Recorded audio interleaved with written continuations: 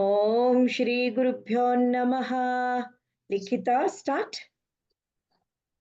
ओम okay ओम श्री गुरुभ्यो नमः. श्री कृष्णाय परमात्मने नमः.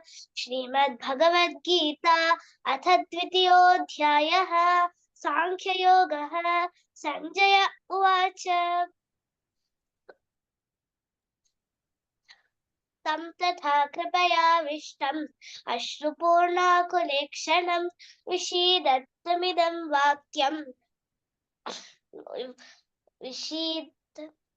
विषीदन्तमिदं वाक्यम् उवाच मधुसूदनः.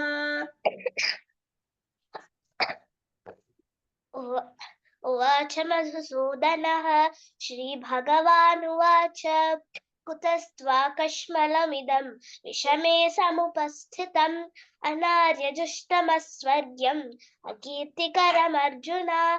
क्लैब्यं मास्मगमः पार्थ नैतत्त्वय्युपपद्यते. क्षुत्रं हृदय दौर्बल्यं त्यक्त्वोत्तिष्ठ परन्तप. अर्जुन उवाच. कथं भीष्ममहं संख्ये द्रोणं च मधुसूदन इषुभिः प्रतियोत्स्यामि पूजार्हावरिसूदन. गुरु न हत्वा हि महानुभावान् श्रेयो भोक्तुं भैक्ष्यमपीह लोके. हत्वार्थकामांस्तु गुरूनिहैव भुञ्जीय भोगान् रुधिरप्रदिग्धान्. चैतद्विद्मः कतरन्नो गरीयः यद्वा जयेम यदि वा नो जयेयुः. यानेव हत्वा न जिजीविषामः ते एव स्थिता प्रमुखे धार्तराष्ट्राः. कार्पण्यदोषोपहत स्वभावः पृच्छामि त्वां धर्मसम्मूढचेताः. यच्छ्रेयस्यान्निश्चितं ब्रूहि तन्मे शिष्यतेऽहं शाधि मां त्वां प्रपन्नम्. न हि प्रपश्यामि ममापनुद्यात् यच्चोकमुच्चोषणमिन्द्रियाणाम् अवाप्य भूमावसपत्नवृद्धं राज्यं सुराणामपि चाधिपत्यम्. संजय उवाच. एवमुक्त्वा हृषीकेशं गुडाकेशः परन्तप न योत्स्य इति गोविन्दम् उक्त्वा परन्तपः एवमुक्त्वा ऋषिकेशं गुडाकेशः परन्तपः.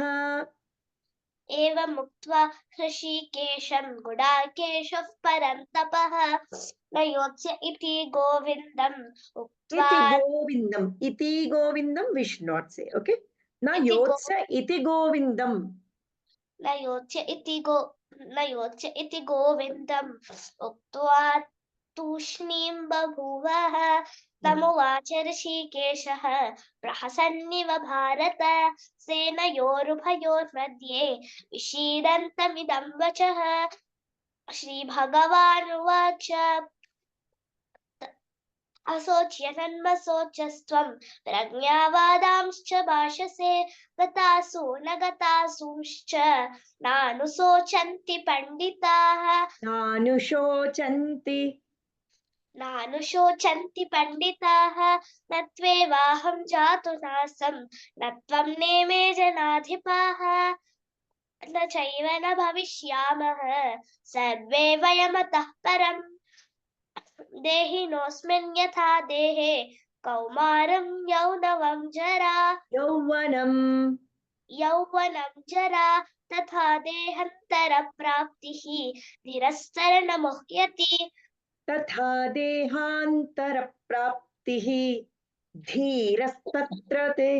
धीरस्तत्र न मुह्यति. Ma'am, can you repeat it please? Okay. No. You tell dehinosmin yatha dehe kaumaram yavvanam jara तथा देहांतर प्राप्ति धीरस्तत्र न मुह्यति.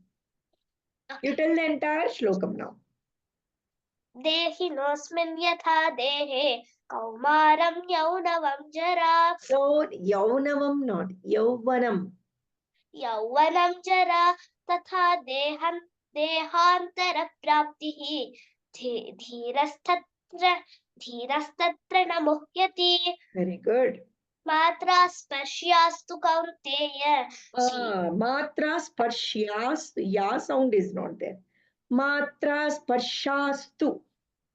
मात्रा स्पर्शास्तु कौन्तेय शीतोष्णसुखदुःखदाः आगमापायिनो नित्याः तां स्थितिक्षस्व भारत यं हि न व्यतयन्त्येते पुरुषं पुरुषर्षभा समाधुःखसुखं धीरम् Samadukha धीरम. समदुःखसुखं धीरं सोमृतत्वाय कल्पते Nasato. नासतो विद्यते भावः नाभावो विद्यते सतः उभयोरपि दृष्टोऽन्तः वनयोस्तत्त्वदर्शिभिः Avinashitu. अविनाशितो तद्विद्धि येन सर्वमिदं ततम विनाशमव्ययस्यास्य न कश्चित् कर्तुमर्हति Very good. Okay, you know all this. Other shlokas we can practice. Om Sarva Shloka Akshara Dosha Nivaranam Etat Phalam Shri Krishna Padara Vindarpanamastu Harihi Om. Very good.